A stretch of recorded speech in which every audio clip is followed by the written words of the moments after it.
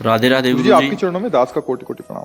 गुरु जी, मेरा सवाल यह है कि जिनकी अकाल मृत्यु या एक्सीडेंट में मृत्यु होती है, क्या उनकी आत्मा को शांति प्रदान होती है या नहीं? क्या वो ऊर्ध्वगामी को प्राप्त होंगे? नहीं, इसमें ये देखना है कि अब जैसे बड़े बड़े संतों के भी एक्सीडेंट में मृत्यु हुई है, हमने देखा है।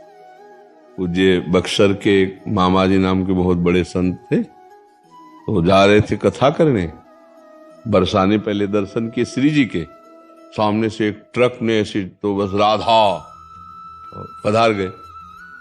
तो अब इनकी कोई आत्मा को अशांति थोड़ी है, तो भगवान के पार्षद है, भगवान में गए, समझ गए। अब जो पापाचरण कर रहा है तो शरीर छूटने के बाद उसको वैसी गति मिलेगी। खास बात ये तो है ही महाराज, कर्मों के अनुसार मिलेगा। मृत्यु कैसे हुई इससे मतलब नहीं है, खास बात है उसने जीवन कैसा व्यतीत किया, इससे है। जैसे पूज्यपाद श्री उड़िया बाबा जी महाराज इतने बड़े सिद्ध संत, और अंतिम दशा होती कि गड़ासा से नहीं, वो एक पागल आदमी, विकसित आदमी, कई गड़ासे ऐसे, और उससे तो अब क्या अधोगति होगी क्या? अरे वो तो जीते जी ब्रह्म पद प्राप्त महापुरुष है, समझ रहे ना। मृत्यु की घटना से किसी के परिणाम को नहीं जोड़ा जा सकता, उसके जीवन तो गुरु जी से परिणाम को जोड़ा जाता है। उसका जीवन कैसा था? मानो जैसे परीक्षित जी का सर्प काटने से मृत्यु हुई, तो उनकी दुर्गति थोड़ी हुई, तो सीधे परम पद में गए। क्यों? जीवन भगवान में था, भजन में जीवन था। अब जैसे कोई बहुत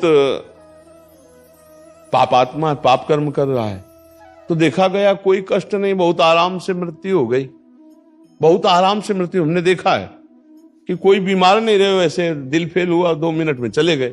एक आदमी पाप करता है, जुकाम नहीं होता है, खूब चौड़ी छाती करके खूब घूम रहा है। एक आदमी बड़े धर्म से भजन कर रहा है और जीवन उसका बड़ा दुख में देखा गया। अब इसी रहस्य को जान रहा है, वो पाप कर्म कर रहा है तो उसके पुण्य खर्चा हो रहे हैं, सिद्धांत है। अब जब पूर्व पाप और ये पाप जुड़ेगा तो उसकी दुर्गति हो जाएगी। अब इनका अंतिम जन्म है, तो इनके जितने पापों सब भुगता दिए जाते हैं। अंतिम परिणाम जाना जाता है जीवन की धारा से। तुम्हारी जीवन की धारा कैसी रही? अब जैसे एक आदमी है, अचानक बैठा हुआ, दीवार गिरी, मर गया, उसे आप अकाल मृत्यु कहेंगे, लेकिन अब उसने जीवन कैसा व्यतीत किया है? अगर जीवन भजन में व्यतीत किया तो भगवान को प्राप्त होगा, और जीवन गंदा व्यतीत किया है तो उसके गंदे आचरणों के कारण उसका जीवन का परिणाम। केवल मृत्यु की घटना से कोई उन्नति या उन्नति का विषय नहीं होता, उसके पूरे जीवन से तारतम्य जोड़ा जाता है। मृत्यु की घटना तो पहले से निश्चित हो चुकी होती है, हम जिसे अकाल मृत्यु कहते हैं वो भी निश्चित हो चुकी होती है। भाई जैसे हमारे पाप बहुत बढ़ गए तो भरी जवानी में हमारी मृत्यु होनी है, एक्सीडेंट से होनी है, कैसे होनी हो पहले से निश्चित हो गया। पूरा काल व्यतीत होकर के बुढ़ापे में मृत्यु होती तो बाल, अब जवानी में मर गया तो उसे अकाल मृत्यु कहेंगे। अब उतने में उसने क्या आचरण किया है? जी महाराज, जीवन में जो कर्म करते हैं उनके अनुसार होता है सब। अगर वो सतधर्म किया, माता पिता की सेवा की, भजन किया, और फिर मृत्यु हो जाती तो उसका कल्याण हो जाएगा। अब उसने पापाचरण किए, मनमानी धर्म विरुद्ध आचरण किए, तो चाहे वो गंगा में मरे वो नरक ही जाएगा, उसकी दुर्गति ही होगी। बात समझे? गोस्वामी तुलसीदास जी कह रहे, राम राम राम जी जौलो तू न जपी है, तौलो तू कहूं जाए तिहू ताप तपी है। सुरसर तीर, गंगा जी के तीर, बिन नीर दुख पाइए, सुरतर तरे तो दारी। इसीलिए हम कहते हैं राधा राधा राधा राधा राधा जपो। मृत्यु की घटना से किसी के जीवन का फाइनल नहीं किया जा सकता, उसके जीवन की धारा से उसके जीवन का फाइनल होता है। हाँ, अगर मृत्यु के समय राम कृष्ण हरि नारायण कुछ निकल गया, अब फाइनल बदल जाएगा। पूरा जीवन पाप रहा, अंतिम में अगर राम हरि कृष्ण राधा निकल गया, अब तुम्हारा काम बन जाएगा।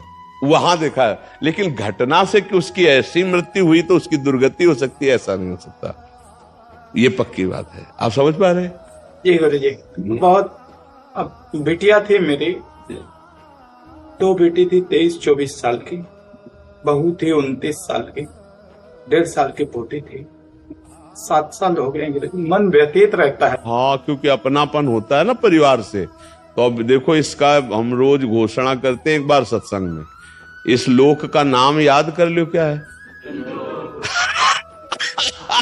मृत्यु लोग यहाँ सबको मरना पड़ेगा भैया। लेकिन गुरुजी 2011 में मेरा ऐसा संयोग बना कि कैलाश मानसरोवर जाने का मेरा, तो मेरी बिटिया जो है बोलती पापा आप जाओ कैलाश मानसरोवर, देखो मैं दुकान संभालूंगी। हमारा केवल वो व्यवहार में बहुत आगे बढ़ना होता है। हमारा केवल इतना कहना है कि देखो जिस समय, जिस सेकंड में, जिस मिनट में जहां मृत्यु हमारी होनी है वहां होनी है। वो हमारे कोई प्रियजन बनकर जो आते हैं वो अपने कर्मों का भोग भोगने आते हैं और हमको भुगाने आते हैं। जैसे आप कह रहे हो 7 साल से मैं दुखी हूं, तो दुखाई तो दे के गए ना, वो अपने कर्मों को भोग करके गए और हम उनके चिंतन में दुखी हूं।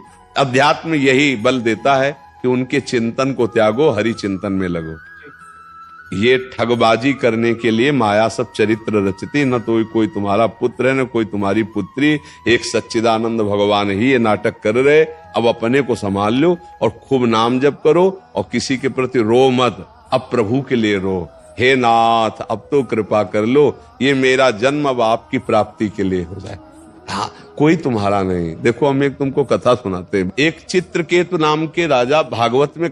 जी महाराज, इसलिए हमें सभी को अच्छे कर्म करने चाहिए, कोई भी दुष्कर्म नहीं करना चाहिए।